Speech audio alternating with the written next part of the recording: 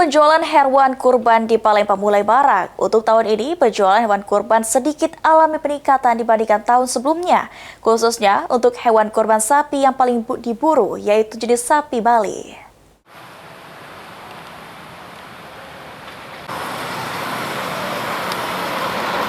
Tidak seperti tahun sebelumnya, tahun ini penjualan hewan kurban sedikit alami peningkatan penjualan, terutama untuk hewan kurban sapi jenis Bali dengan harga di kisaran Rp21 juta.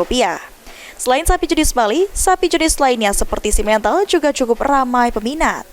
Menurut Imam Muajir, salah satu pedagang hewan kurban di Jalan Demang Lebar Daun mengungkapkan jika pihaknya terus merawat hewan kurban yang dijual mulai dari makanan hingga kesehatan dari hewan kurban itu sendiri.